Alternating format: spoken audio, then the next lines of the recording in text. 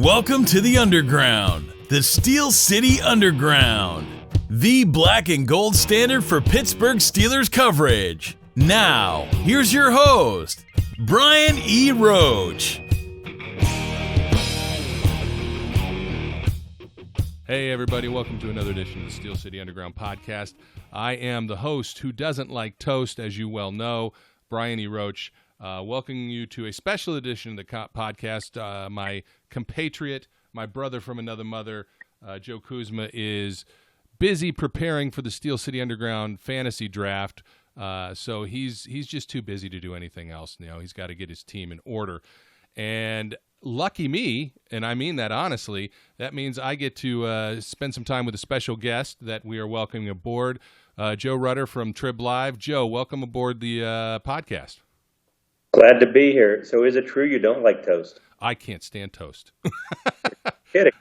No, I would never eat toast. I don't like toast on anything. I like bread warm, although my doctor just recently put me on Atkins, and so now I can't eat bread at all.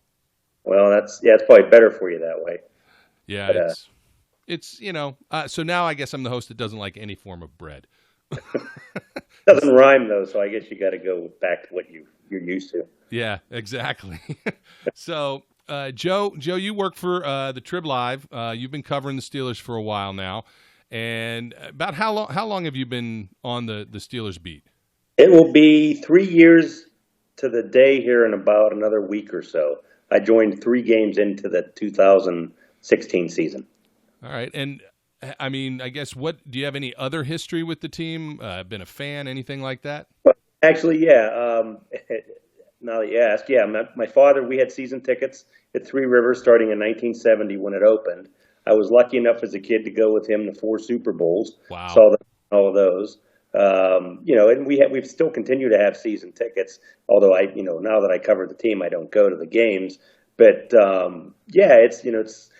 always been, a fan of mine. But then when you're in journalism, you kind of push that aside and treat it as, as your job, as your beat. And, I've been at the Tribune Review for 29 years and covered the Pirates for a long stretch of that. And, I'm glad to make the switch over to football, less travel, less time on the road, more daylight work during the week. And, it's a great beat to cover, a great team, great franchise. So I'm pretty lucky this stage in my career to be doing this. Yeah, that's actually quite a dip in games, right? What, from like 160 to 16? Yeah, and you're only on the road, counting preseason, 10 games a year. You're even training camp. I'm only an hour away as opposed to 7 weeks in Bradenton, Florida. So, yeah, that's great. All right, well, while we've got you, of course, we want to talk about the team, and I want to start off with what has been a theme for the team this off season and preseason, which is the concept of addition by subtraction. So, of course, some high profile players left and either were invited to leave or chose to leave on their own accord, and that in many ways has a lot of the national pundits really speaking doom to a certain extent about the Steelers, and how are they going to possibly be able to compete without these guys. But for those following the team, and we've said this a long ways ever since, Antonio Brown trade actually occurred, that we've always believed there's something to addition by subtraction. Now, you're much closer to the team. What do you see? Is there any truth to this chemistry stuff that's coming out? And, is addition by subtraction a real thing? It could be. I mean, I guess we're going to find out. I think it's a more business-like approach, more professional type approach this year. I think everybody's kind of, rowing in the same direction, if you will. I sense a bit of a change. I sense, they still like to have fun. They still, do things like that. But it's just more of a business-like, okay, we're here to get this done. We know what we have to do. And I think some of that has to do with the fact that they know the way last year went down, all the distractions. They're kind of known as team turmoil. They don't want to have that perception anymore. And I think they're trying to take steps to show that they're a more serious, organized bunch than they were before. And when you miss the playoffs, you get humbled a little bit. Absolutely. And this is a team that usually is very consistent, and of course, Mike Tomlin's never had a losing season, and he gets a lot of beef, a lot of flack, especially in the Twitterverse and online about he doesn't win challenges, and he finally won one the other day in preseason, and some of the other decisions he makes, and I enjoy Tomlin to no end because of his Tomlinisms and things of that nature, but. From what you've seen, do you think? I mean, Tomlin is he's a really good coach, and I mean, do you think he deserves the majority of the flack he gets, or is he currently being underappreciated as oftentimes our Steelers folks are while they're still here? Well, I think we live in a "what have you done for me lately" type of world, and when you look at it from that prism, then what he's done isn't satisfactory because they haven't been to the Super Bowl in 10 years. They really haven't had any big playoff wins. They got to the AFC Championship game once. They had that horrible first-round loss. Yeah. Then they missed the playoffs. So it's understandable that there is some heat on him. But really, I don't know what you're going to find if you go out and change coaches. The guy has never had a losing season, like you said. He's a pretty good coach. I think, and 30 of the 31 other teams, minus the Patriots, would probably be scrambling to go get Mike Tomlin if he became, free on the market. So, I think, he should deserve some criticism. He should be a little bit on the hot seat. But do I no way think that he's in danger of losing his job? I still think, he's got a good grasp on this team, and the veterans respect him.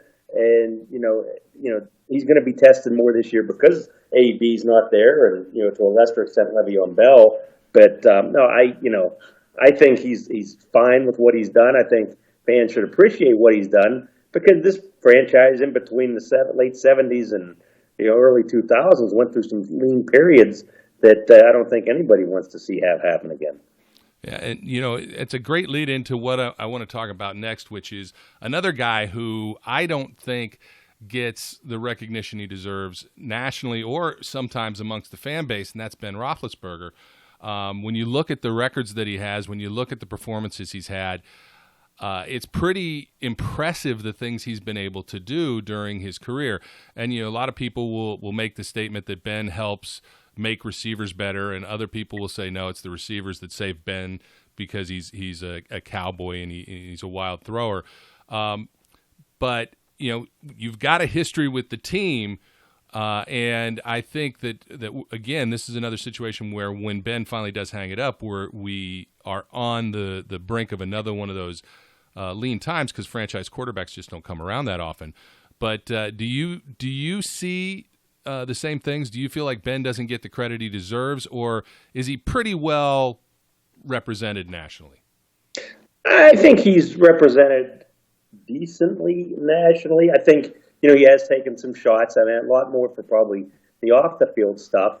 I think sometimes people forget that he's been to 3 Super Bowls and has won 2. I think maybe the only hang-up locally would be that there's the Terry Bradshaw, phenomenon hanging over him, who went 4-0 in Super Bowl appearances. But when you look at how many quarterbacks have actually, besides Tom Brady, have gotten there and played in that many games, it's not a great list. And I think maybe he is overshadowed by what Tom Brady has done, but I think he deserves a respect. And if you look at we're in a pass happy era, but I think if you look up the numbers, all-time career passing leaders and things like that, he's going to end up in the top 5 in almost every category. Yeah, I mean, it sure looks that way. And you talked about Tom Brady, and of course the Steelers are going to open up against the Patriots this Sunday. And one of the, I guess you'd call it our pet peeves, or one of the things that's a monkey on our back, and Joe and I talk about it constantly, is it feels like, at least during the Roethlisberger era, the Patriots have had a red carpet into the playoffs because that division hasn't been very good. Yeah. And I mean, and that's not really taking much away from the Patriots, other than they tend to always end up with a first-round bye because of the lack of competition they have in the division. And yet, Miami seems to be able to beat them in Miami, and there's always some letdown. but the Patriots seem to avoid the kind of flack that the Steelers get whenever they have that kind of letdown. Is that just a function of what we hear locally, or is that just our own perceptions? It's probably our own perceptions. I mean, although there is truth in the fact that, the Patriots play in this division that's been incredibly easy to win, and it's almost like they have a path to a first-round bye every time, every season. I mean, look at all the AFC Championship games they've played in. So, yeah, I mean, but, there's really the Patriots, and then there's other teams, and then, in that next tier down, you got the Steelers and, a few other teams like that, like the Packers, and I'm trying to think of who else has been really good lately. But, you don't have too many teams that are that dominant like that. And, so we're going through a stretch here towards the end of Ben Roethlisberger's career where that window may be coming shut. And I think, people that criticize maybe the Steelers for not being more like the Patriots need to realize how rare it is that what New England's doing. And, it's not just everybody. The Steelers aren't the only team that, struggle going up against them. It's a whole lot of other teams too. Yeah. Now, I would say that in the last two meetings between the Steelers and the Patriots, in my mind, of course, because as we will continue to say, #Jesse caught it, they should be 2-0.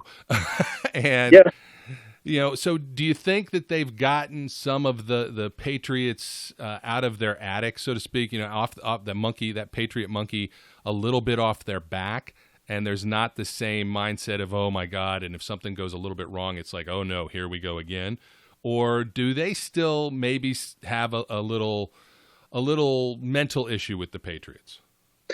I think they do have a little bit. I think until they win up there, it's only natural to question whether they still have a little bit of the Patriots in their head. I mean, it's been, since 97, I think, the last time the Steelers have won in New England.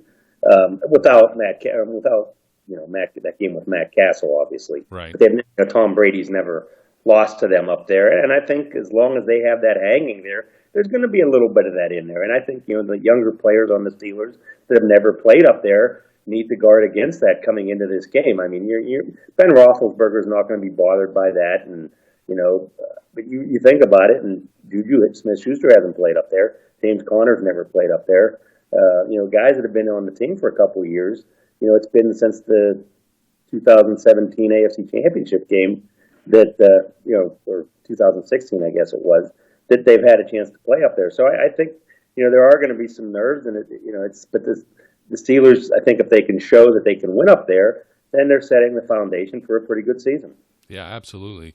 Now, you mentioned Juju, and one of the things that I think we always wonder, I mean, Juju's now being thrust into a more of a leadership role now that he is the sort of the senior receiver on the team, even though he's not the oldest receiver on the team. But Juju has a personality that he's of this era, so to speak, right? He has a lot of fun. Yeah, got his social media presence going, and everything is lit, right? But is that really the guy? Is that persona really the guy that hangs out at the Steelers facility, and is that the way he is with the team, or is that part of just the Juju show? I think that's part of the Juju show. I think when they step out onto the field, he's all business. He's serious. He's got a different demeanor on his face. Then when he comes off and he's in the locker room, he's a different type of guy. And you see with all the things he does off the field, how he does some charity things and fun-loving things, and building his brand and things like that. But no, he's very serious about football when he's out there. And and I think that he's able to in some way kind of lead other players on. Because really he actually still is the youngest receiver, I believe, on the roster. I think even Deontay Johnson is older than him. But when you look at the experience and the things he's done in his career and the work ethic he has, hopefully it should rub off on other players. Yep, and that's one of those things we used to always say about Antonio Brown was the work ethic hopefully will rub off on other players. I don't know, because of course we don't really know how much he took other players under his wing, so to speak. But this receivers room, like you said, is a young room. I mean, even Dante Moncrief is I think only 26. And so it's a young group, but it looks like, based on what we've seen in preseason and what's been reported at camp, that this is a solid group of receivers. And that, the fear of where we're going to do with all those catches that AB have may be unwarranted, because when you add in Vance McDonald and maybe James Conner out of the backfield and some Jalen Samuels, it seems like this is a very beneficial group for Ben, because he's done a great job through his career of spreading the ball around. But last season there was a couple times it looked like he had to try and feed the beast, so to speak, and was forcing the ball to 84. I don't see that necessarily happening this year. Do you think this is a group that can easily absorb those catches and perform well? Yeah, I think so. In fact, I was the story I wrote for what's online now is about that, and distributing the ball, and how 50% of all passes last year went to AB or Juju. And when you looked at even what Tom Brady did, they attempted a lot fewer passes than the Steelers, who led the league in attempts, but he spread it around more. And really, for a receiver, an outside, the slot receiver, Julian Edelman was, I think, 20%, and running back James White was 22. An outside receiver, I think the most targets was Josh Gordon, maybe at 10 or 11% of the plays. So they did a better job of spreading it out. And I think you're going to see that now with the Steelers, where, maybe Juju gets his 20 to 25% like he did last year but then you're going to see the other ones spread out more. I think Vance McDonald comes up. James Washington definitely comes up. I think you're going to get more from Deontay Johnson than what you got from James Washington last year. So that should come up. And throwing more to the back, more passes to the backfield should help. Now, I don't think they're going to have 650-some targets like last year. I think they need to get back to a better run-pass ratio. But I think of the attempts that Ben Roethlisberger has, he should be able to distribute it more. And you're right. There were times last year when, AB wanted the ball and he made it known. And, he threw that fit earlier in the season when they lost to Kansas City. And, you're not going to, you don't expect to have that happen this year. They seem to be more of a, all for one type of approach. And it's going to be interesting to see how that plays out, but it should factor in that they can make up, I don't know if they can make up 168 targets, but that they probably won't need to. Gotcha.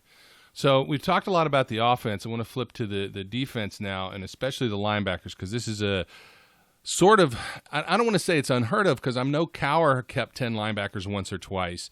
But it's been a while since the Steelers kept 10 linebackers on the 53.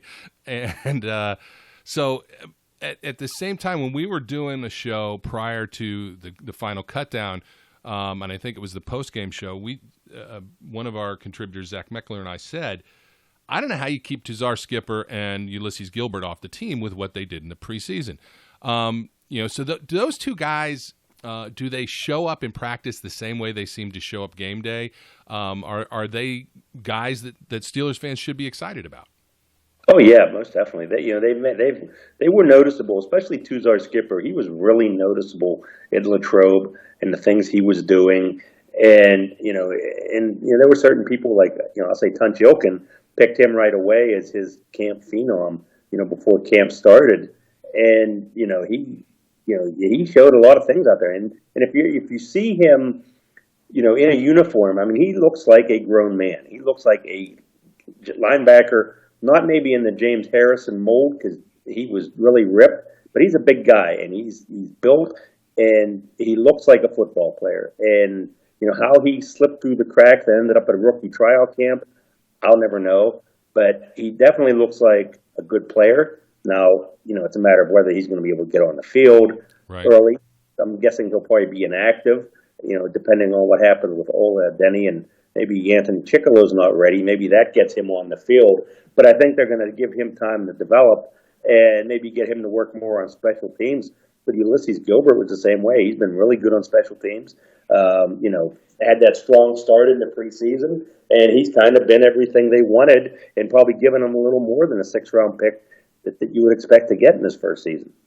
And that's all great news, because it feels like the Steelers went from a team where linebacker had some issues, and we weren't overly fast. We were kind of mediocre to a team that now is just plentiful with depth, and especially depth with regards to speed, because these guys are fast. Yeah, they are. And if you're looking down the road too, you might not have Bud Dupree after this year.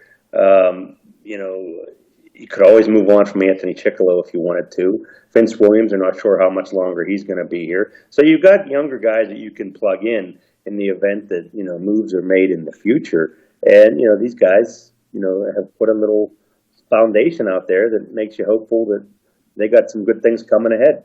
Yeah, you mentioned Bud, and obviously, he's in his fifth year. They did give him the the fifth-year extension, but the beyond that is certainly questionable, because Bud's one of those guys that Steelers fans seem to love to hate, kind of the way Jarvis Jones was. I know that there's been Twitter memes out there calling him Jarvis Dupree, things of that nature. But I'm not one of those guys. I got a lot of faith in Bud Dupree. I think he has progressed steadily every year. And while I will admit that at times during his first 4 seasons, he seemed to sometimes rush out of control, and would often just, take himself out of plays. At least in the preseason, what we saw, this looks like a more controlled version of Bud Dupree. Somebody who might finally be getting it. Yeah, that could be. I mean, the one thing don't discount is, they're very happy with him, especially Keith Butler. And Keith Butler has moved back to taking over the outside linebacker duties too, in addition to being, defensive coordinator. And, he's been working a lot with Bud. And maybe that's, finally, getting that instruction is maybe kind of sinking into him. But they're very happy with the way he drops into coverage. They like the way he goes against the run.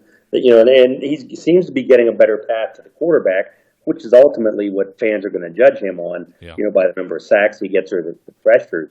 And, he has a nice year. He's setting himself up for a big free agent payday. And if he has an average year, then the Steelers can decide whether, they want to try to bring him back and keep growing him, or they just move on and go with, Tuzar Skipper. There's 2 guys on the defense, Bud being one of them, the other one being Javon Hargrave, who, if they have seasons that really launch them, if Bud has a breakout year and if Hargrave has a year that shows steady growth the way he has been, are these 2 guys the Steelers are going to even be able to keep? Or is the payday going to be too big in free agency? I think for Hargrave, if he has a pretty good year, I think he's gone. I don't think there's any way they'd be able to free up money to keep him, especially, where they've already paid Tuitt, they've paid Hayward. It's tough to keep all 3 of those guys. And really, for a guy like Hargrave, who comes out so much out of the base defense, and, he does rotate in some in the sub packages, but he might want to go to a spot where he knows he's going to be on the field 65, 75% of the time, as opposed to here when he's, maybe cracking 35, 40% of all defensive snaps. Maybe he wants to play more, and I think other teams are going to be throwing some money at him.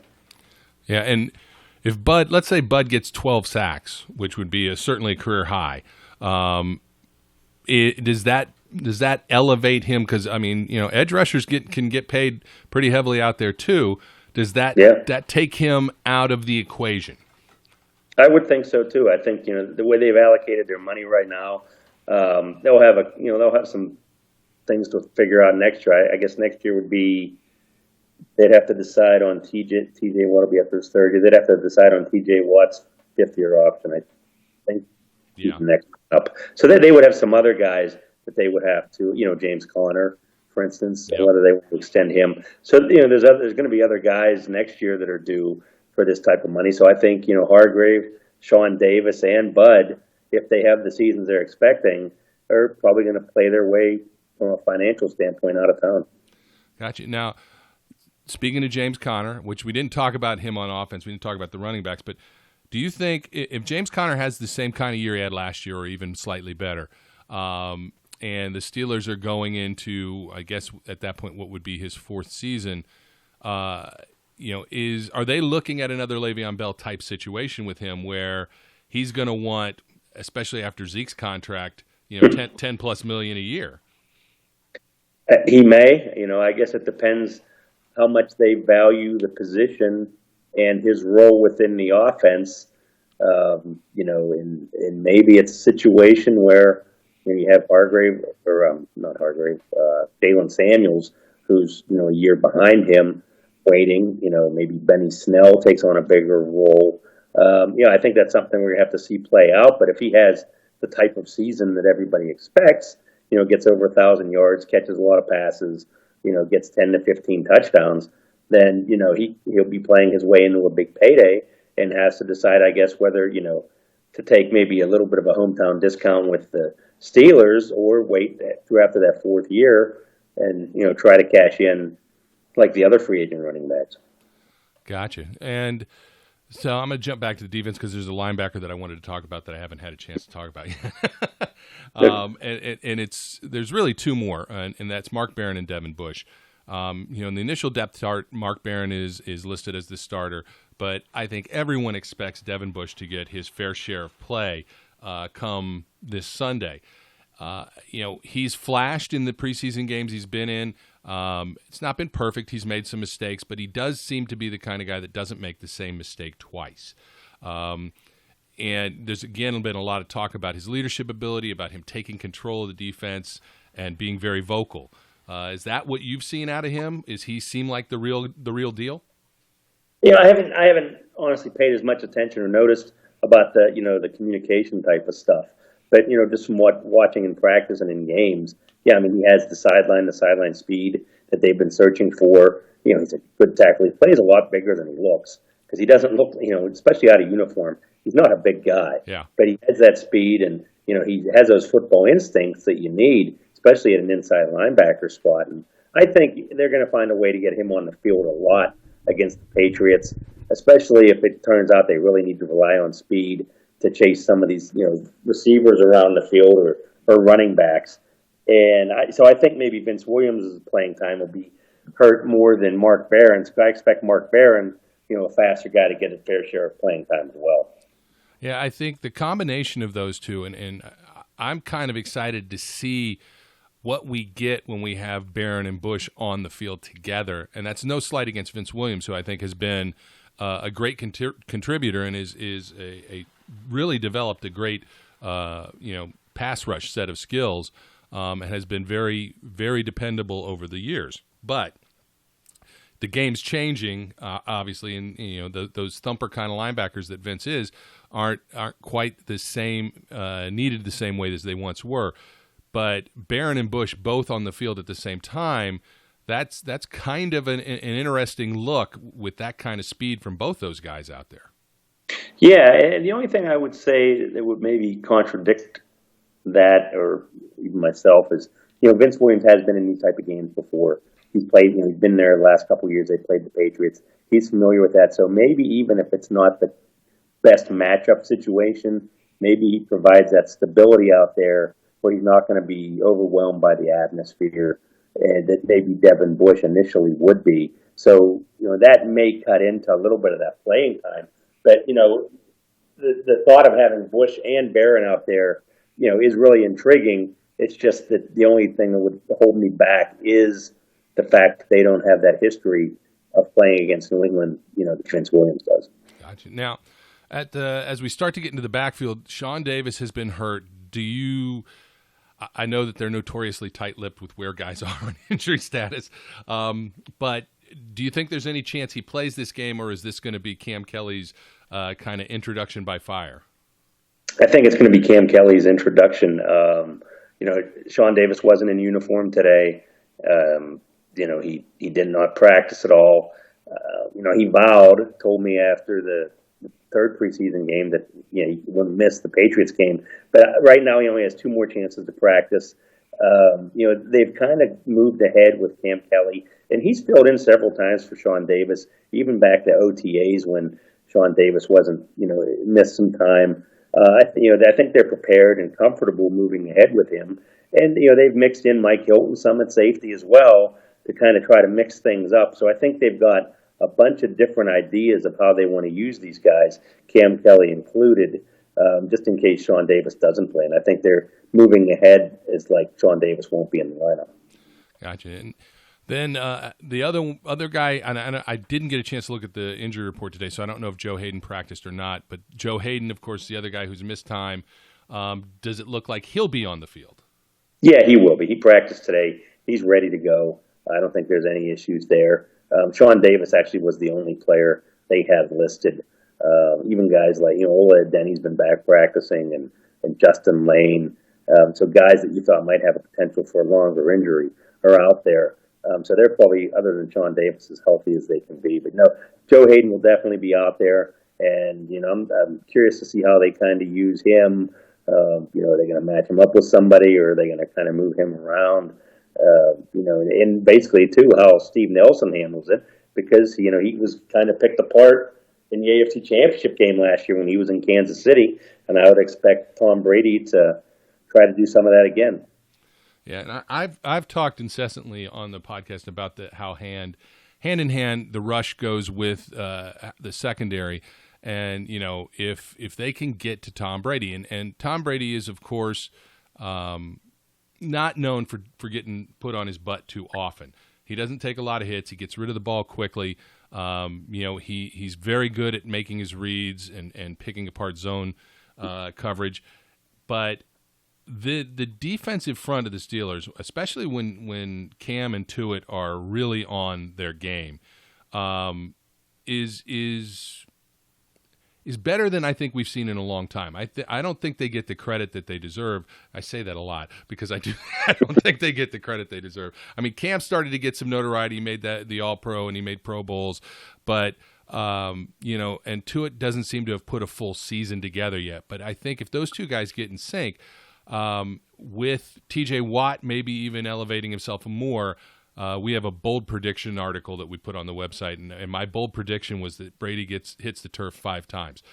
They've started out the season strong. Admittedly, last year was against the Browns, but where they've put together some big sack numbers. Do you think there's a chance they have to get to him in that kind of way this year?